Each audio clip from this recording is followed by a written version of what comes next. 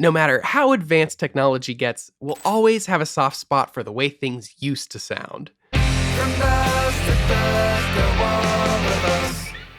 Drew Swisher here with Musician on a Mission, and today I'm going to be showing you how you can add some old school cool to your mixes. So the first thing I want to show you when it comes to getting a cool vintage sound is band passing. And this is a quick and easy way to get that vintage vibe. Nowadays, speakers and microphones can reproduce a huge frequency range, but that wasn't always the case. Older equipment couldn't do that, so naturally it cut off some of the lower and particularly higher frequencies. So if you use an EQ to do the same thing, it'll help you nail that old school sound. So let's check out how our song sounds right now. I'm just gonna solo out a bridge section.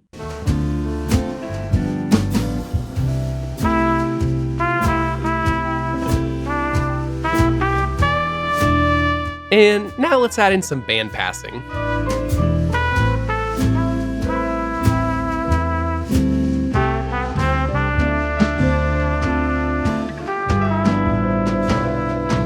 And for some added realism, you could look up the frequency range of some reference material you want it to sound like.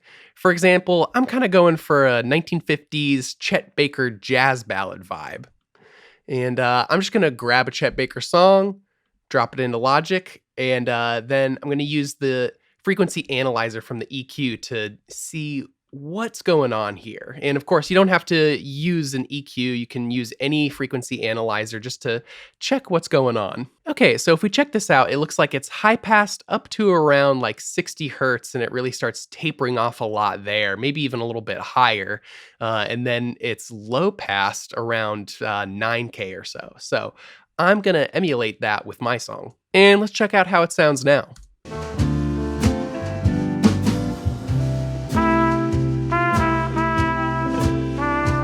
And already that's sounding a lot closer to what I was going for. And of course, these numbers are just a jumping off point. If you decide that you want a much stronger high cut than your reference has, that's totally fine. You can totally make that a much more exaggerated effect. And oftentimes adding a boost to the low and or high mids can help as well, depending on if you want a warmer tone or if you want something that's a little more in your face. Next up is noise. One of the most obvious choices is to add noise to your track. Old equipment would naturally add more noise to the sound. For example, the hiss of tape or the cracks and pops of vinyl. It just kind of depends on what flavor of nostalgia you're going for. You know, do you want your listeners to imagine themselves in a cozy den listening to vinyl, or in a beat-up sedan with a cassette player? And once you figured that out, you can record or find some samples of that equipment. For example, freesound.org is a great place to find free samples, so I could just go here and type in cassette tape. And that's going to pull up a bunch of different search results. And of course, you'll have to select the type of license you're looking for. Make sure you read up on these licenses and know what you can and can't do with these sounds before you just throw one in a song, because you could get in some trouble that way. And once you do that, you'll just have to search until you can find the right sound. It may take some digging, but usually it pays off. And in my case, I found some tape hiss that I think sounds really cool here. So here it is soloed out. Let me pop it up so you can hear it better. And mixed in, I think it just adds a little bit more flavor to the song.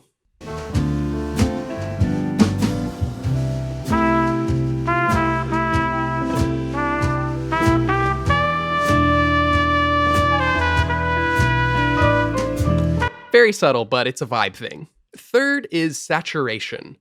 Old songs were recorded using tons of hardware, physical equipment with circuits and transducers, and all of this would naturally color the sound. As the sound would go through a console or an outboard preamp or whatever, subtle harmonic distortion, also known as saturation, would be added on.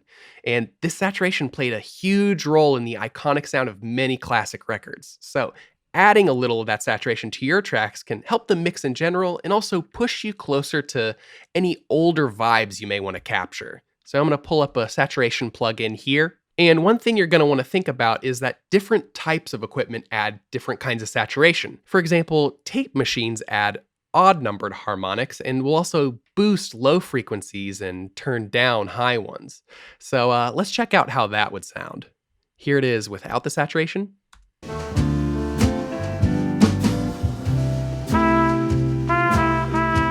Here it is with.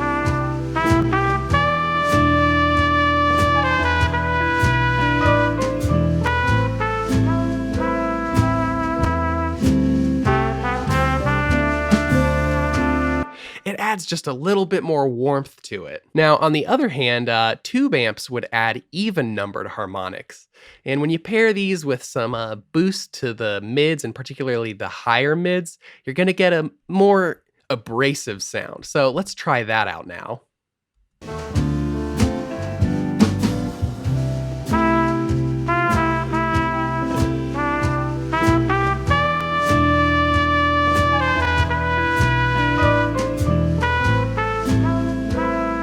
It's subtle, but it's kind of colder.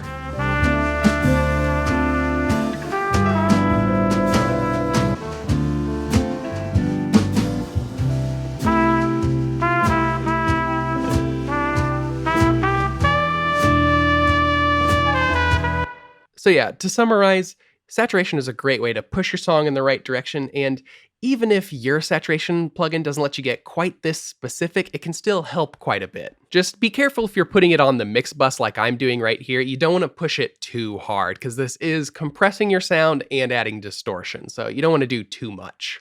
On a related note, you could always get that saturation you want by running your sound through hardware emulation plugins. For example, console emulations, which are the next thing I want to talk about. Console emulations are really focused on coloring your audio with saturation similar to that of the console it's named after. Some of them mirror the look of the console itself, but you don't necessarily need to rush out and buy a pricey plugin to do this. If your DAW has a convolution reverb, for example, Space Designer in Logic, you may already be able to do this with just your stock tools. So here in Logic, we've got some things we can already work with. If we go to the Warp tools and then down to Analog Circuits, and we've got Vintage Solid State, which, judging by the name, I'm gonna guess is an impulse response taken of an SSL console.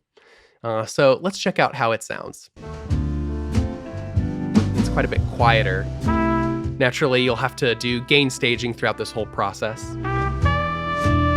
But there's other ones to choose from as well. For example, we've got clean console, so let's check out how that sounds. And I'm going to turn it off so you can hear the change.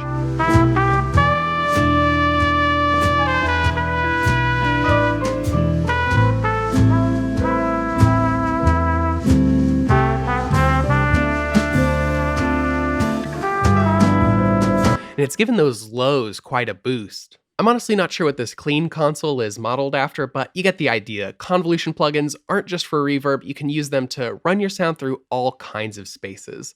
For example, a lot of convolution plugins will have speakers. So we got some amp cabinets that we could run it through. Let's check out how that sounds.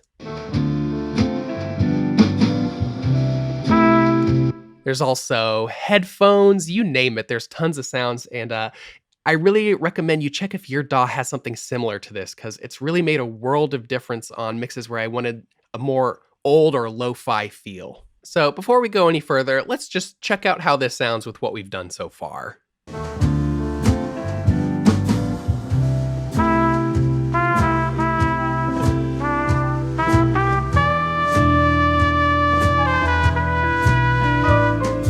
And let's compare it with how it sounded before.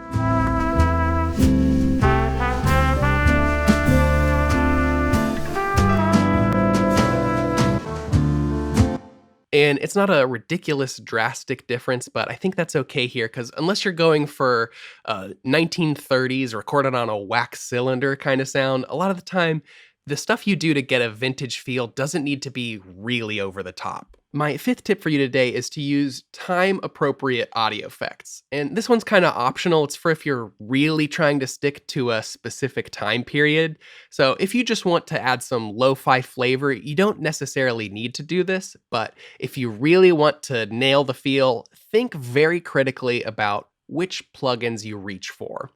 For example, I'm going for a 50s feel here. I probably shouldn't use a phaser or a plate reverb because those weren't really widely used yet. A chamber or spring reverb would be a lot more appropriate, and I've actually got a chamber reverb on the mix right now. On the other hand, if I want an early 70s sound, I should definitely use some phasing and plate reverb. So just think about the time period you're going for and use effects that would make sense with that era. You don't have to go all in on this though. It's okay to still use your stock plugins. For example, I decided to add some bus compression using the vintage FET, which is based off of a compressor that was built in the late 60s, I think. So you don't have to stick to this 100%. It really only matters where being faithful to the time period will have a really noticeable impact on the sound. And my last tip for you today is downsampling. And this one's especially good if you're trying to emulate old hip hop or electronic music. A lot of artists use samplers that had limited bit depths and sample rates. For example, A Tribe Called Quest and Jay Dilla used the EMU SP1200 for some tracks, which has a sample rate of 26,000 Hz and a 12-bit resolution. DJ Shadow used the MPC60 on Introducing, which also has a 12-bit resolution and a 40,000 Hz sample rate. Now, I'm not saying you need to go out and buy some of this gear yourself, but downsampling can help you get the vibe you want. So let's check out how these drums sound by default.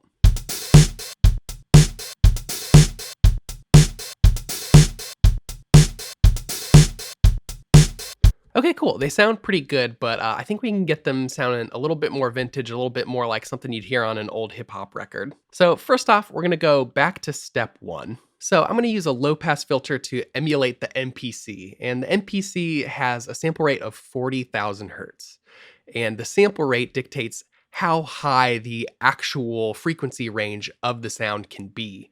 And it's double what the frequency range is gonna be. So if something has a sample rate of 40,000 Hertz, that means it can go up to 20,000 Hertz. And I'm just gonna roll off a little bit below 20,000 Hertz actually. And hopefully that's gonna help us get a little bit more of an MPC sound. And next I'm gonna add a bit crusher. And I'm not actually gonna add any additional drive to it because I'm not using this to get distortion. I'm just trying to turn down the bit depth. And originally this probably had a bit depth of probably 16 or 24 bits, but now I've lowered it to 12 bits. So I'll show you how it sounds when you switch between the two.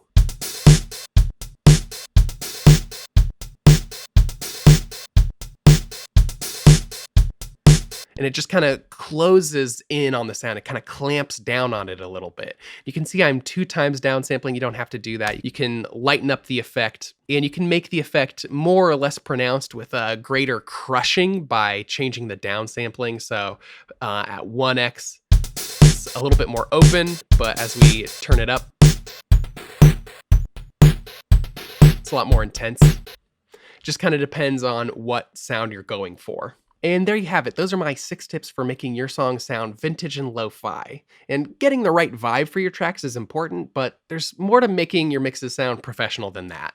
If you want to get the most out of every song, make sure you check out this free workshop made by Rob Mazes from Musician on a Mission. He goes over the 7 steps to getting radio-ready mixes and shows you his approach to home recording and mixing, and it's going to help you do all of this way faster. 36,000 people have already done this workshop, and it really only takes a few days to start seeing results. So check it out if you want to avoid wasting your time and money on the wrong things and learn the 7 steps you really need to make pro mixes. And if you like this video, don't forget to give it a thumbs up. And if you really like it, hit that subscribe button as hard as you hit your hard drive when your dog crashes for the 5th time in one day. All right, that's all from me. I'll talk to you again soon. And remember, create regardless.